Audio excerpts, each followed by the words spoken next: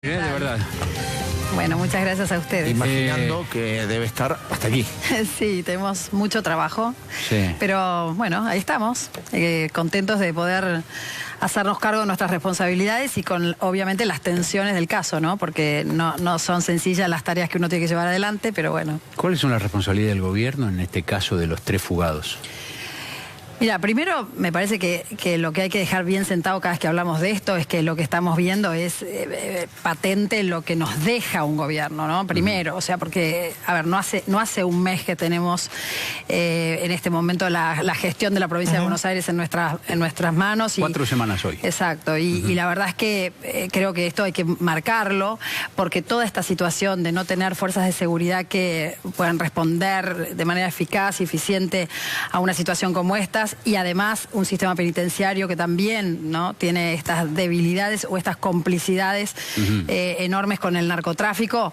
Bueno, son situaciones que se han ido produciendo en el último gobierno por, en algunos casos desidia, en otros casos complicidad también de funcionarios del gobierno. Entonces, esto lo tenemos que dejar en claro porque si no pareciera como que en algunos casos se pretende tirar toda la responsabilidad a una gobernadora que hace menos de un mes que está en funciones. Por supuesto que la preocupación del gobierno de la provincia y del gobierno nacional acompañando al gobierno de la provincia es enorme y estamos todos atrás de una situación que queremos resolver, por supuesto, pero contamos con los elementos y los instrumentos y las herramientas que nos dejó un gobierno al que no le importaron estas cosas. Entonces esto también tiene que quedar muy en claro. Por eso para mí es tan importante acompañar ahora a un gobierno con una gobernadora que se pone valientemente y de manera corajuda a pelear de frente con este flagelo del narcotráfico como nunca antes lo habíamos visto.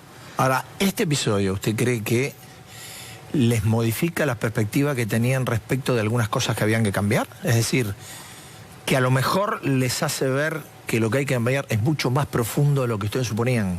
Yo te diría que no solo en este tema, sino en la mayoría de las cuestiones que tienen que ver con la responsabilidad de Estado, estructuralmente nos hemos encontrado con situaciones mucho más complejas de lo que parece, digamos, desde afuera que uno podría percibir. La verdad es que la gravedad que tienen algunas cuestiones que hacen al funcionamiento del Estado y al brindar los servicios que tiene que brindar el Estado es enorme, es una gravedad muy importante. Digo, ¿cuánto de costo político puede tener esto para un gobierno que se supone tiene una especie de estado de... El presidente tiene estado de gracia con buena parte de la sociedad, eso se percibe rápidamente en las mediciones, en que hay expectativas. Ahora, todo esto es costo, todo esto se va gastando el crédito. ¿Qué pasa con el tiempo y cuánto de ese crédito se come la triple fuga que ustedes necesitan para hacer otras cosas que hay que hacer en el Estado o que se proponen hacer por lo menos? Bueno, fundamentalmente lo que yo creo que tenemos que hacer es, y lo que estamos haciendo es obviamente no estar todos haciendo la misma cosa y cada uno haciendo la suya en un equipo que está obviamente enfrentando muchas otras cuestiones, como te decía antes. Entonces, por un lado, por supuesto que esto es una situación que queremos resolver y que no tenemos herramientas idóneas para resolver, con lo cual se complica mucho poder llegar a un resultado rápido y eficaz. Bueno, eso es claro.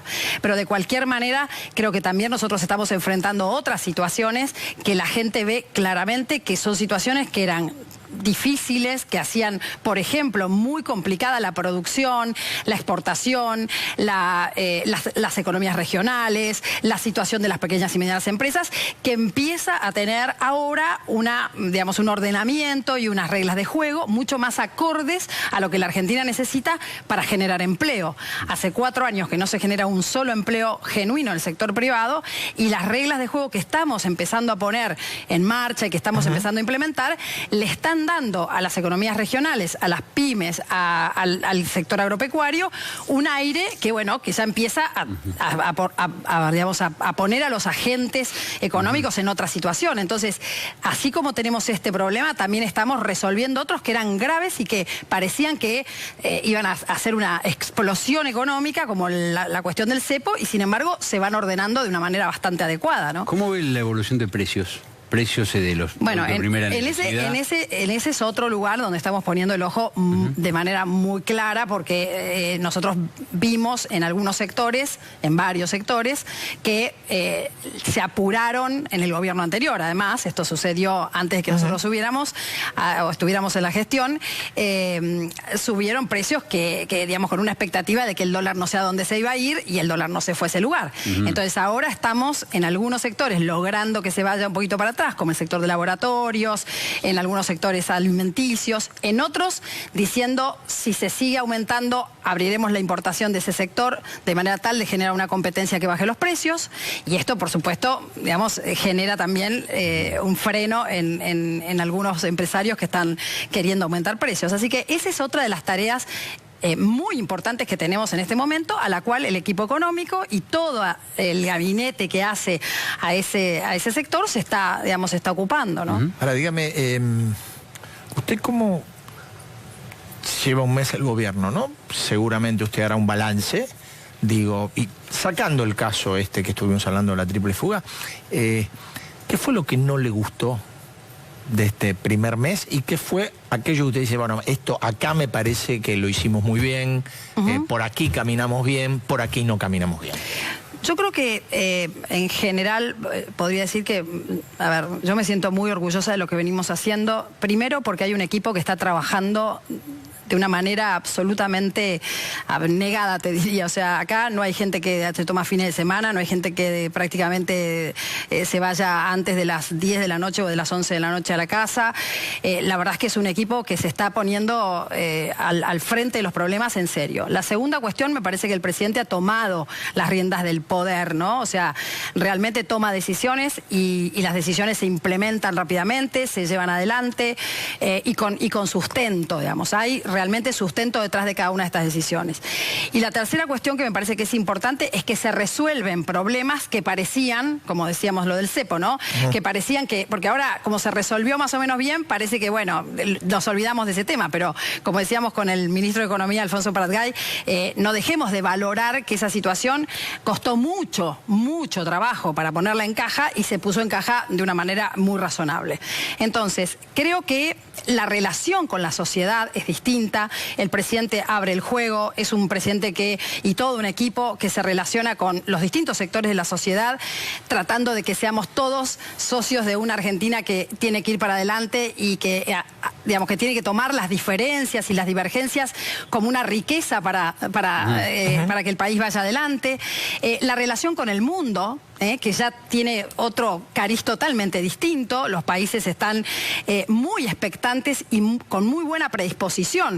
Hoy el presidente estuvo con Tabaré, con el presidente uruguayo, y él me decía, recién yo le pregunté cómo le había ido, y me decía, realmente Tabaré no podía creer la facilidad con la que se resolvieron 3 o 4 problemas que él le presentó, porque eran buenos para los dos países. Entonces, realmente hay otra vocación y otra mirada de los países a la Argentina. Entonces, yo creo que estamos en un muy buen camino.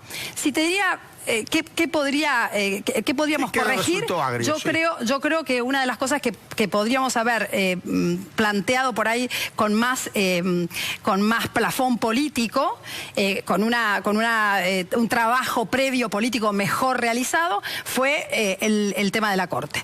Digamos, me parece que ese es un tema que podríamos haber, digamos, trabajado y dialogado mejor con los sectores políticos que, de alguna manera, con los sectores políticos opositores y por ahí aliados al gobierno, pero que tampoco estaban muy enterados de lo que íbamos a hacer, que de alguna manera reconocieron siempre que estos dos candidatos son unos excelentes candidatos a la Corte y no tuvieron ninguna crítica de ningún lado, ¿no? Alguno dice, bueno, de los errores se aprende, ¿o no? Por supuesto. En la próxima vamos a ver si se ha aprendido. Nosotros creo que hemos aprendido después de 13 años de estar en la política, ¿no? Como partido nuevo, creo que hemos ido evolucionando, incluso cada uno de nosotros, desde el punto de vista personal. Y eso, por supuesto, también se ve en el equipo.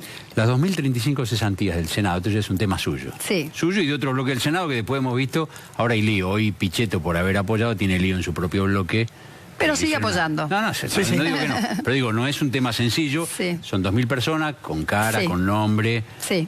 que por ahí a veces las caras se le veían poco en el Senado, o no, qué sé yo, pero y otros que venían trabajando bien y tenían que haber sido, y bien fueron nombrados en planta permanente. Parece que no hubo una cosa así medio de decir, bueno, corto acá indiscriminadamente y ya está.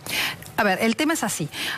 Los 3 decretos del ex vicepresidente Boudou, que nombran en el término de 10 meses a 2.035 personas en planta permanente, son violatorios de toda normativa de empleo público, de la carrera administrativa del empleo público, de los que ya estaban trabajando, que es absolutamente injusto, que a veces pasan años en una categoría y nunca se los recategoriza y que vienen hace un montón de tiempo trabajando, y además poniendo en jaque el pago de los sueldos de todo el Senado. Porque yo, si hoy tengo que enfrentar esta masa salarial, no la puedo enfrentar con el presupuesto que tengo.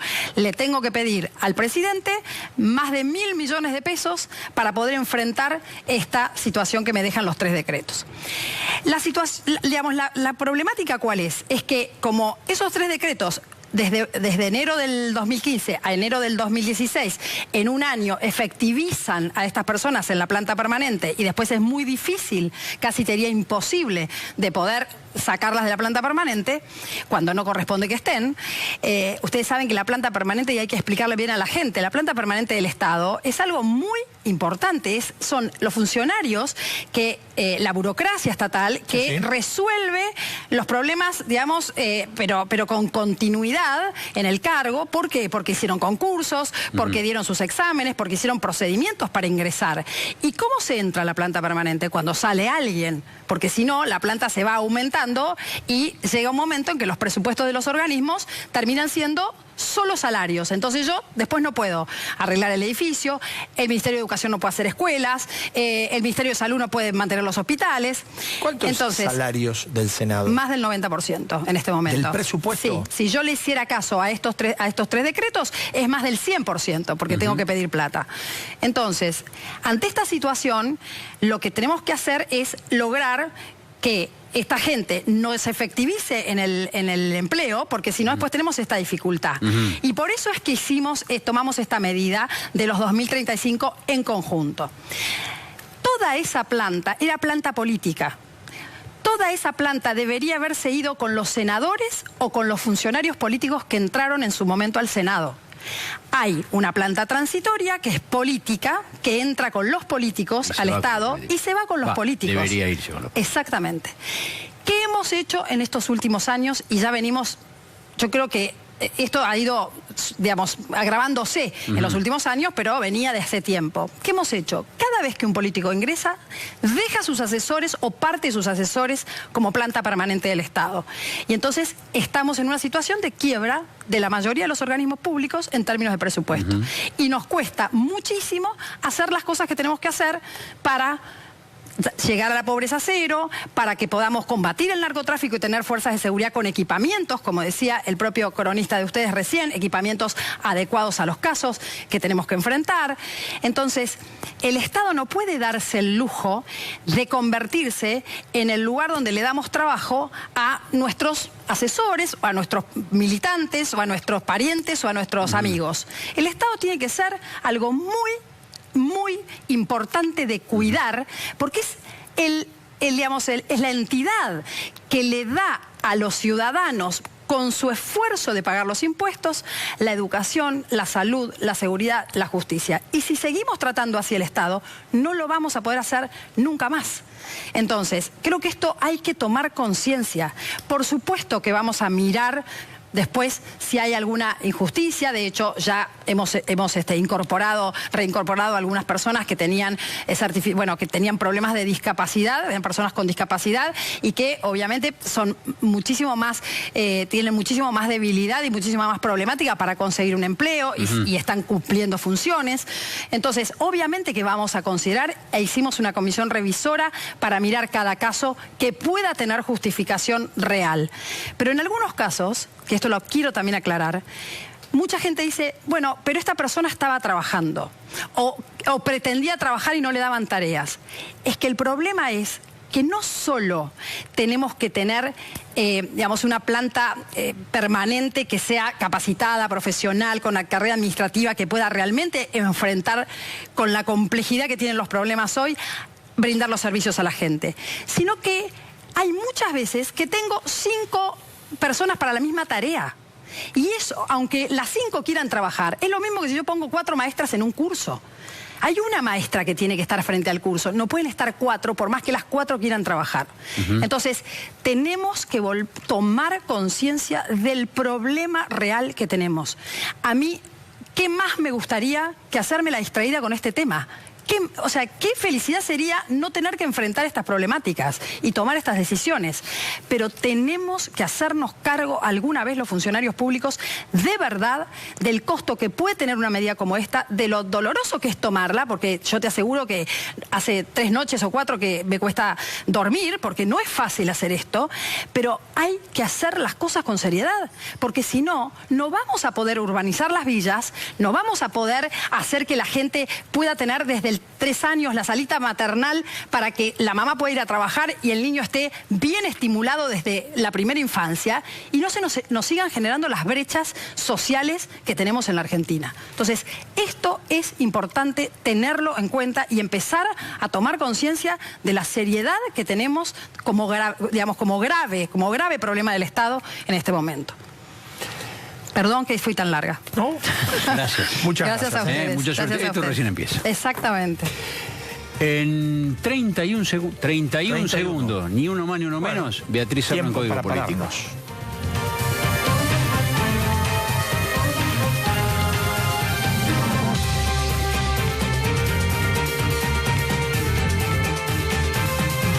La fuerza del campo es